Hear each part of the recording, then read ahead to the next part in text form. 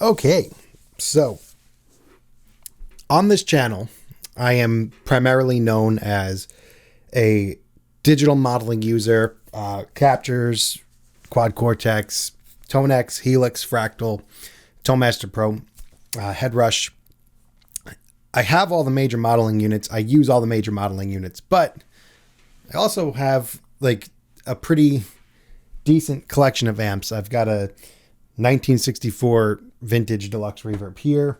I've got some old Gretsch Valco amps. I've got a 50s Gibson amp, 63 Bassman, Sir SL67, Bad Cat, Jet Black, Black Star. My Kemper's up there.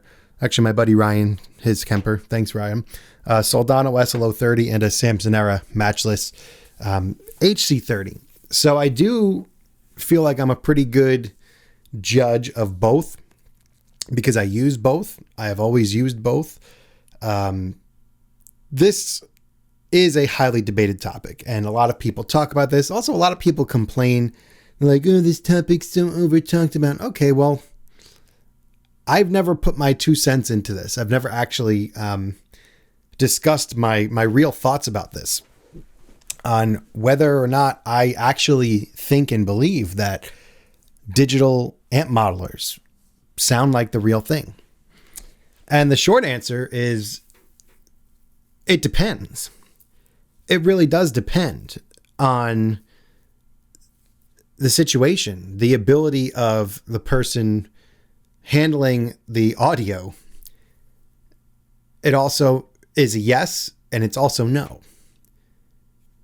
It's definitely both. Absolutely 100% both. I have my 64 Deluxe Reverb on the floor right here. One of my favorite amps ever. If I plug into that and I'm playing in this room, I'll never get a digital amp modeler to sound like that because it's a totally different experience. Playing an amp in the room with a guitar cabinet, a guitar speaker, shooting volume at my ankles. Modelers don't do that. Modelers give you an idealized studio version of your amp sound. So if I had this amp in isolation where I couldn't feel or hear anything about it, and I put mics on it, the exact same mics that I would use in the modeler, it would still not sound the same because at that point, they're just 2 examples of the same thing. And if I had 2 real 64 Deluxe Reverbs, same speakers, same mics, they wouldn't sound exactly the same either. So it gets interesting the more you think about it, because what exactly is the modeler and what exactly is the real amp? The modeler, like I said, is an idealized version. So it's as if you had an amp, an example of the amp, whomever it is, say it's line 6. I talked a lot with Eric Klein at NAMM this year. And if you were, and this is what they do at Line 6 headquarters, at least the way they do it, they do component-based modeling where they literally go piece by piece through the circuit and then model it. How they have it, they have the actual amp, they have the actual cabinets, the actual mics that are modeled, and they A/B test with studio engineers, and they always say that they can't even tell when the switching is happening. So they'll be switching between A and B, the model, and the actual example of what they modeled. And when they're in a studio, mic'd up, everything's exactly the same 1-to-1. There's no way to tell. And anything other than that isn't really a fair comparison because nothing else is actually the same thing. So to compare a deluxe reverb in my room with a deluxe reverb in the modeler, there's a lot more crap that's got to happen before you can actually say, oh yeah, they sound exactly the same. What I've experimented with and tried, and really what led me to sticking mostly with digital in my professional touring and live playing life, was recording my bands, recording our sets, our rehearsals, gigs with an amp, gigs with the Helix, gigs with the Fractal, gigs with the Quad Cortex. At the end of the day, every recording, I sound exactly the same, and I sound like me. I unfortunately don't sound any better on any of the other units, and if I sounded better with a tube amp, I'd probably pick the tube amp. If I sounded better with Fractal, I'd probably pick Fractal. If I sounded better with Helix, I would pick Helix. Unfortunately, none of that happens. I sound the same like me, no matter what I play through. And I think that's lost on a lot of players when they're talking about this stuff. When they ask me, what's the best modeler to get? And ultimately, and this is going to kind of go into the next direction here, it comes down to workflow and convenience for me. Because I have put in the work, I have put in the ABs, I have put in the comparisons. I've mic'd my amps for my gigs. I've used all the modelers, similar presets. Another thing is I always chase the sound in my head is one sound. I don't really try to tone match other people's sounds or other songs' sounds. I try to sound like what I think sounds good, if that makes sense. Like, I don't want to call it my sound. I don't want to say like, oh, I have my sound, but my idea of what a guitar should sound like is the same thing I look for with any of the amps and any of the modelers. And yeah, there's the different flavors, but my version of like, there's really, I don't want to like start a war over this, but there's really only like 3 or 4 sounds that you go after. You know, your Fender cleans, your Vox cleans, your Vox breakup, your Fender breakup, and then your Marshall clean, your Marshall crunch, and then your high gain stuff, which obviously has a whole sub culture of, you know, different things for high gain. But yeah, back to convenience here. The point that I'm getting at, what's the best workflow? Yes, bringing an amp to gigs is awesome. Having the experience of the vibrations and having the low end shaking your pants on the stage, it's an inspiration. It gives you a different level of inspiration and feeling in what you're playing. So if you're in a gig or on a gig that's a more improvisationally based gig, that you're dependent on your feel and your touch and your spirit, and you can only get that from a tube amp, then use a tube amp. If you can do that without having a tube amp, and this is kind of what I was not forced to learn, but over time learned how to do, I don't need that to play. And a lot of people don't. I think that's what a lot of touring guys get right, is that they'll get more jobs because they are able to do both. Obviously, having that feeling on stage is great, but that's something that is only for you. You're the only one experiencing that. And maybe the guitar fan in the first couple of rows, or if you're a guitar personality that, you know, people are coming to see you as the guitar player, they might want that. Example I use, I'm a Jared James Nichols fan. When I go to see him play, he's a blues power trio 3-piece. I want to be in front of his amp and I want to get destroyed by the 4x12 just hitting me in the chest. I can't picture him having a modeler on stage. And I don't know if he would play the same. I don't know if he would feel the same. And I don't know if the gig would go as well. But most people aren't gigging that way. And if you are, and that's what you need, that's cool. But me personally, as most guitar players are sidemen. Sidemen meaning you're accompanying the singer. You are the guitar player in the band. You're not the face of the band, unless you're like a Jimmy Page or something to Led Zeppelin, but it doesn't really seem to be the case in many bands nowadays, unless I'm wrong. Again, maybe in some other genres that I don't listen to, but I feel like it's rare to have a new band. And I'm 34 years old. Yeah, 34. I'll be 35 this year.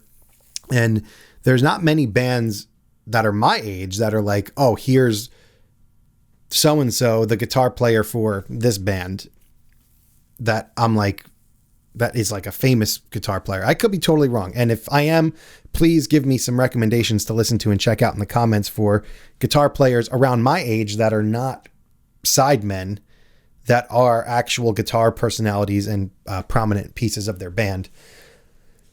Yes, there are bands, of course, but guitar player as the forefront and celebrity of the group, I feel like is kind of a not real popular thing as much as it used to be. I would love for it to return. But again, on convenience, I can execute the exact same job carrying something like this in my hands, something small. Am I in focus? I hope so. Carrying something in my hands, I can just drop on the floor and plug into front of house, and I can play the exact same show as if I had my pants flapping and all the volume. Some people can't do that, and that's okay too. But for those that can, I will do the exact same job. Me personally, I'll play the exact same show, whether I'm on in-ears and a digital Helix model or whatever it is, or if I have an amp behind me. I do have some artistic freedom, some improvisational freedom in our live show when I tour with Jessica Lynn, but I don't think that I would play any better if I had the amps behind me. If anything, I almost think that I would play worse, because I'd be so now conscious of, oh crap, am I too loud? Am I drowning out the vocal? Am I doing this? Am I doing that? But I can show up with nothing, one little small piece, and put it down on the floor and be done. And that's how I've been touring the last few years.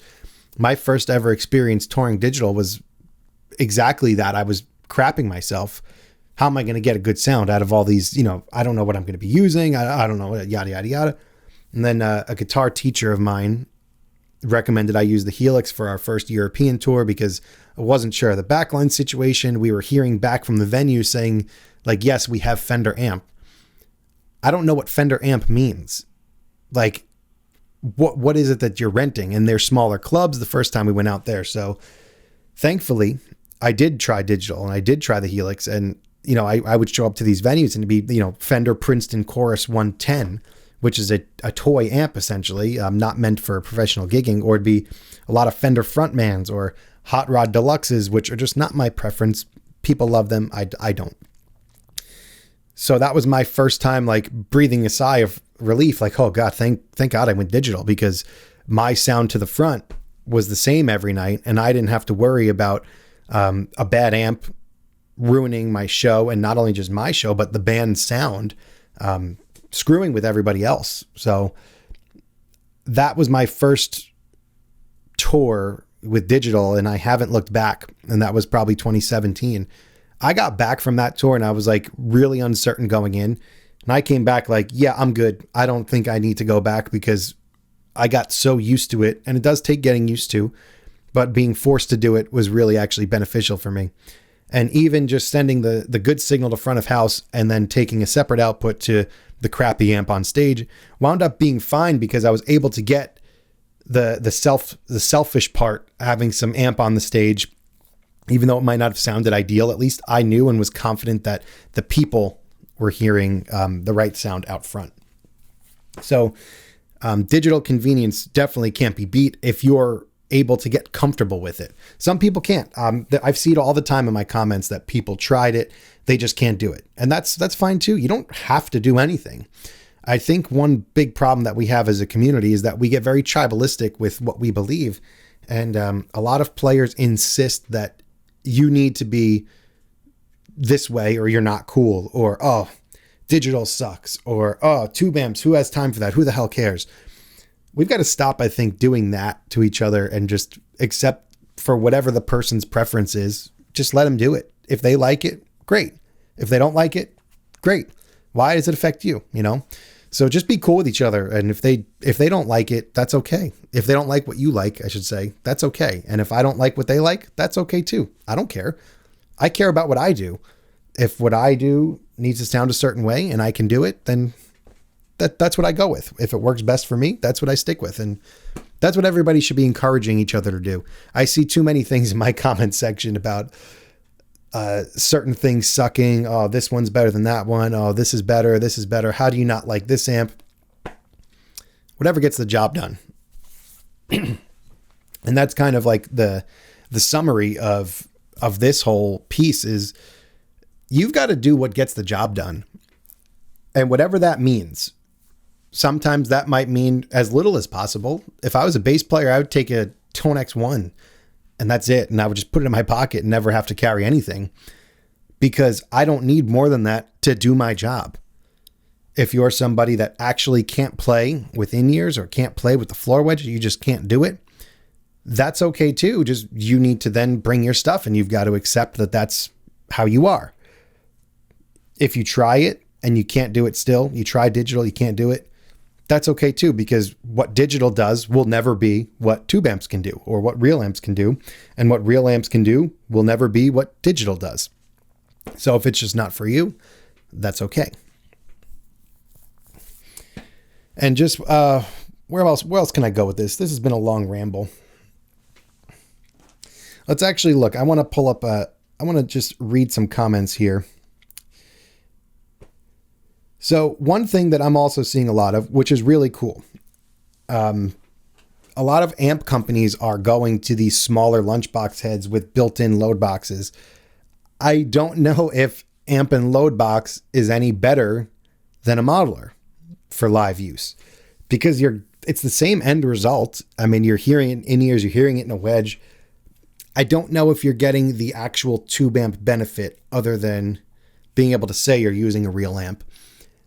Maybe if you're not as comfortable dialing in modelers, or you're just comfortable with your amp. Like if I'm just comfortable with my 63 Bassman doesn't exist in any of the modelers. So if I wanted to bring that with a load box, that would be my reasoning for it. I want that particular sound. But something like my Matchless here, I would never take this in a load box and use that over my Helix, where I use my Matchless sound every single night, and it's perfect and great. Would that be different in a gigging situation? I don't know. In a gigging situation where I was the main event, which I don't do, but who knows? But yeah, amp companies going to the amp and load box thing, I think is a good thing. They're moving towards the smaller thing. They're moving towards the whole silent stage concept, which realistically, if you want to work, you are going to have to get used to this silent stage thing. There's going to be very few bands moving forward. If you want to work as a guitar player, not be, the personality of the band. Work as a guitar player, getting gigs, working with a lot of artists. You're going to have to go silent stage at some point, and you might as well get used to it. Let's check out another couple of these. Yeah, so many people are so resistant and fighting amps and fighting digital. It's like hysterical when you look at this stuff.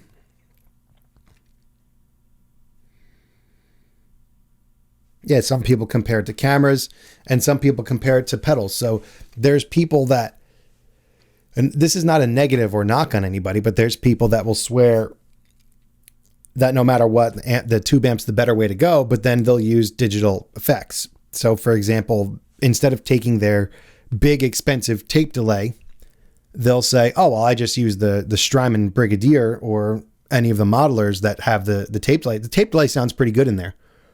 Where do you draw the line on what is acceptable to be just fine and good enough?